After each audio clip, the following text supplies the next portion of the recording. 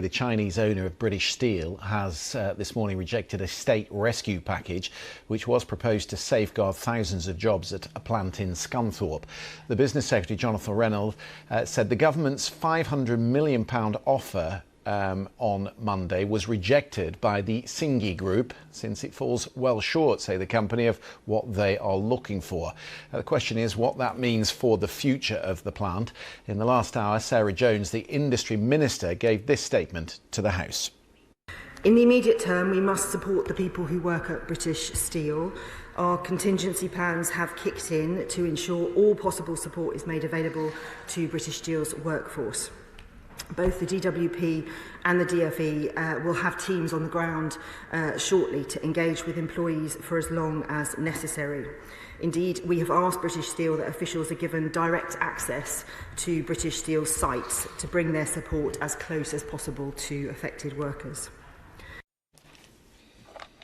Right, so we've got a statement then from the government. Let's get some reaction from Scunthorpe. Our reporter there is Phil McCann. He has been speaking to Charlotte Brumpton-Charles from the GB Union, who is in talks with British Steel's management. Well, this site behind me is home to the last two remaining blast furnaces in the UK, mass producing steel. And what's not clear is whether today's announcement is the beginning of the end for this site or whether it is deal-making brinkmanship. The BBC understands that the operators of this place, Jinghe, were expecting a £1 billion injection of government money to keep the business going and to be able to afford to build two new electric arc furnaces. The government, though, we understand, has offered half of that, and the response from British Steel has been to launch a consultation on jobs. Well, Charlotte Brumpton-Charles is from the GMB trade union. Just tell me, first of all, what you make of this announcement today. It's obviously extremely worrying news.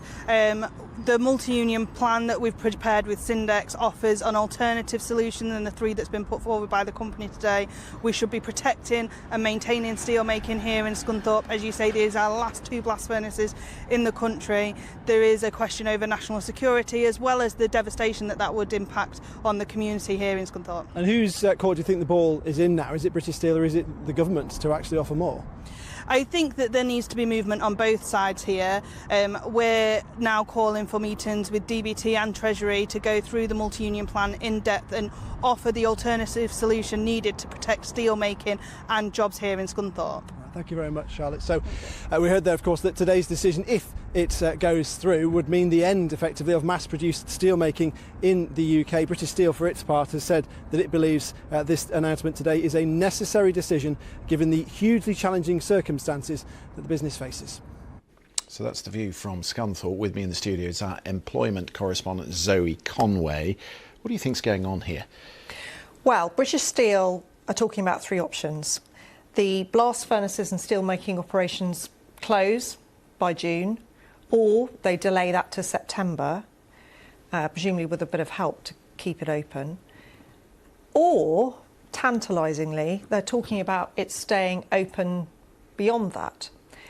And they're also saying that they want to talk about options with the government. So the word brinkmanship is being used, I think, with some justification. What's really going on here? Now, what we do know is that the company has put forward a £2 billion plan for its future, a business plan. This is partly about helping it to decarbonise. And the BBC understands that there was an expectation that the government would meet half of that, so £1 billion. Now, what we also know is that what has been put on the table by the government is £500 million, and that's been rejected. So what is going on here? Is there now a giant haggle that's going to go on between ministers and the company? This is a company that is losing money, by its own admission, every day. What the minister said in Parliament a short time ago was that they had put conditions on the company, conditions had to be met. And she said they hadn't been met. Now, we don't know all the detail about that, but I can say that what I'm being told is that this £1 billion figure was being discussed by the business and by the unions this morning. Right.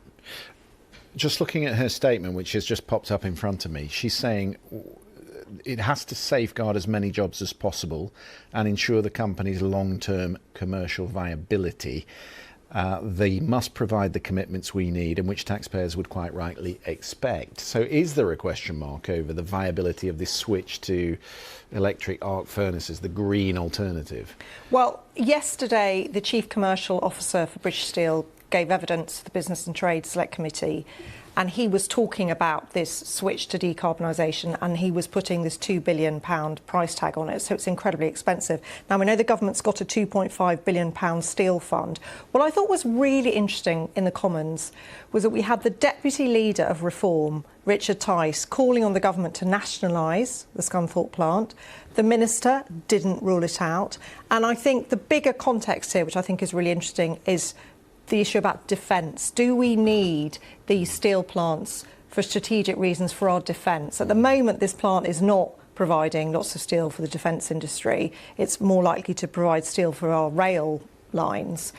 But I think that's the context, and that's certainly what MPs are talking about in Westminster at the moment, is just the strategic importance of this. When you mentioned the £2 billion figure, it suddenly occurred to me, having been down at Westminster yesterday for the spring statement, that there was one of the growth elements of the package yesterday was that they're going to inject the same figure, £2 billion, into capital investment in the country. Is there a feeling within the steel community that they are a major part of the growth agenda and should be getting some of that money? Well, certainly the unions would make that point, that this is incredibly important for the economy, that this steel is used in construction. But I think that it's also about the livelihoods of people who consider that they've got incredibly good jobs. These are good jobs, and this is a source of pride for a lot of people. So this isn't just about numbers, and it isn't just about, strategic interest. It's also about people. And I think that that's what we're going to be hearing a lot about today, is this whole community now on edge